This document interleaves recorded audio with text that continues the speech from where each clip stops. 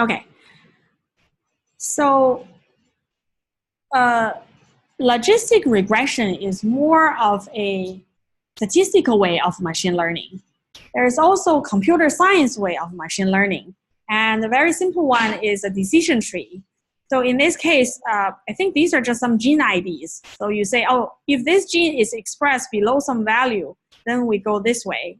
If not, we go another way. And then you look at another gene, and if this gene is expressed below a certain value, then you say, this sample is normal.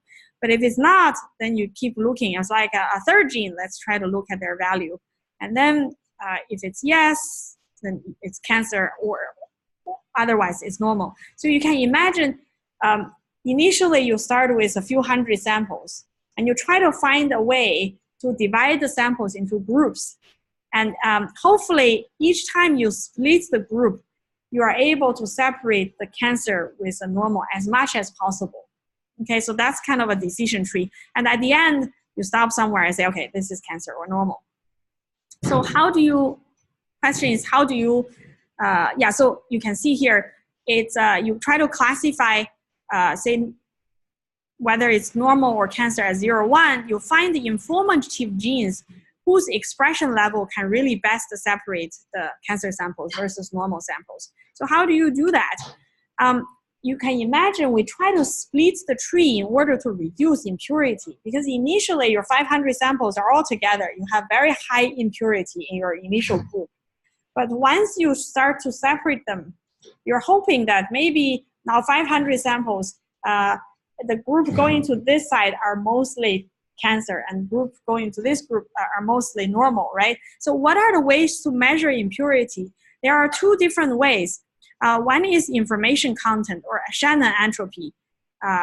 It's some equation you just estimate. In this subgroup, you have the probability of normal time log probability of the normal, and then add the probability of cancer times log probability of the cancer. So you can imagine, supposedly your initial 500 sample, if they are 50-50, 50% cancer and 50% normal, you are right at here, your disorder or Shannon entropy basically measure entropy, which is a disorderness. So initially, if you can't really separate cancer and normal at all, your disorderly is really high. But if you're able to separate, at the end, if it's either completely cancer or completely normal, you have like 0 uncertainty or 0 disorderness. And so every time you try to separate the samples based on a specific gene, based on a specific gene expression level as a cutoff, you can imagine you're trying to decrease the entropy a little bit. And you try different cutoffs and try different genes in order to have the best separation. And then you just keep going, right? So this is using information content. Another approach is to use Gini index. Gini index, you can see here, is 1 minus this. PI is also the probability of, say, cancer or normal in that particular group. The P is kind of the same. Originally, Gini index is to use to measure, for example, this is, say, to measure inequality. If you look at the population, say, how many percentage of the population owns how many percentage of the wealth of the nation, or in terms of income level. And the very equal, obviously there are going to be some variabilities, but a very equal, like a society would be like this, but inequality would be something like this. For example, 20% of the people make 80% of the money, right? Something like that. So you can also think of this. In some sense, when you're trying to split, you are increasing the inequality, because this group, initially you have 50-50 cancer normal, but once you split, you're making this group more tumor and this group more normal, right? So that's increasing the inequality. And you try to pick the gene or the expression level that can increase the inequality in each of the groups, okay? And so you just keep splitting, and the thing is, the genes that you use to split left versus this to split on right, they don't have to be the same order. They can be totally different genes. Okay, so once you split, the samples going to the left will not go to will not be going to the right. So each sample on each node just make a decision to keep going down the edge, going down one branch.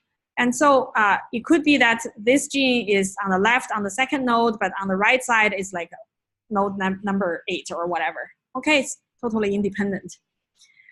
Yeah, and you just keep splitting until either this node is already too small, there's only one gene left or one sample left or a few samples left, or if your either Shannon entropy or Gini index is already small enough, then you're done.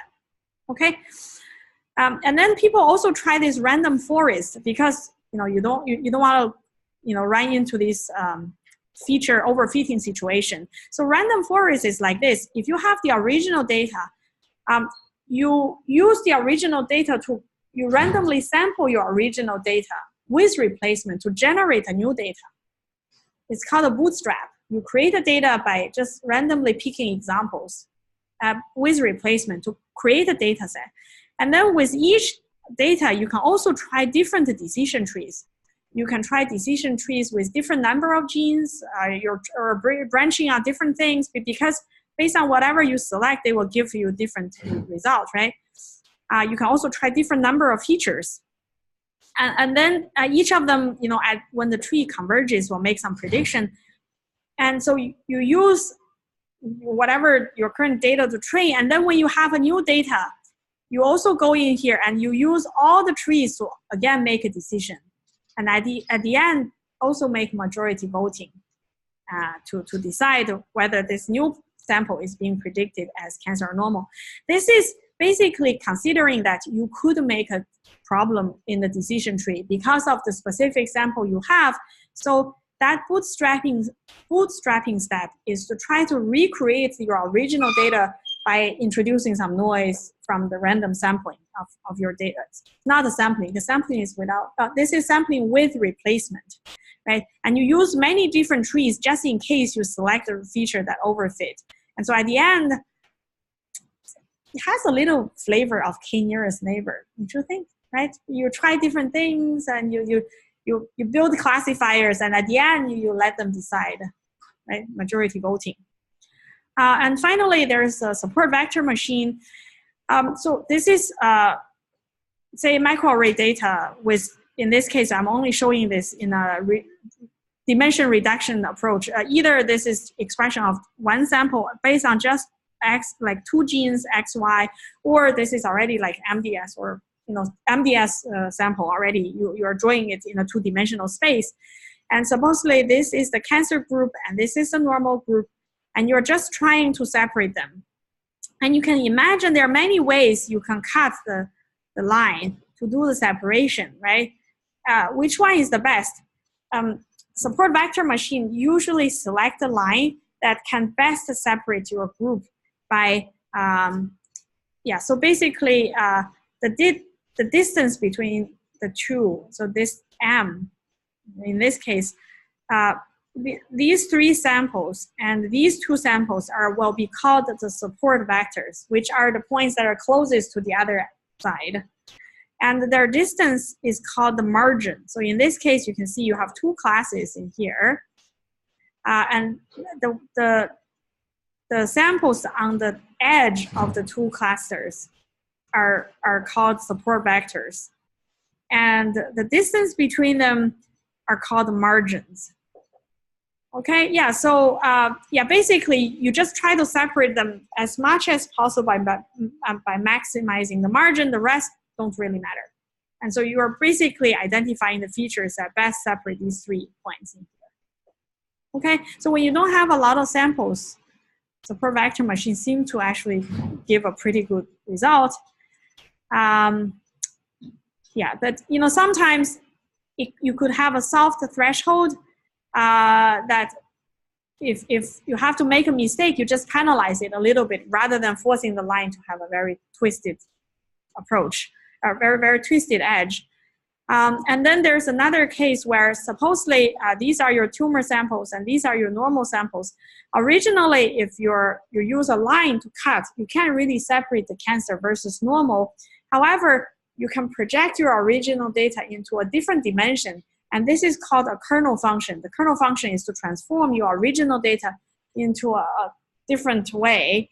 And there are a number of different ways to do the kernel function. And supposedly in this case, the original data we can't separate, but if we do xy squared, now you have a third dimension now, then you can separate the samples. Okay? So there are a few implemented kernel functions, and the choice is usually trial and error and your personal experience. If you're an expert in something, you always use that, or you use like cross-validation to test the different kernel functions to see which one has better performance.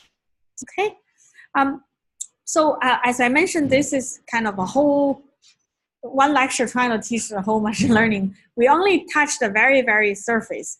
And in the lecture, in the class webpage, we included a lot more videos. So you can watch each of them, and they can go from a little bit in depth to all the way in depth, right? So in summary, we talk about two ways of doing dimension reduction, from a very high dimensional microarray data to drawing in a 2 or 3 dimensional way. One is MDS, which maximizes the pairwise distance. The other is PCA, which just try to use fewer dimension to capture the maximum variation among the different samples.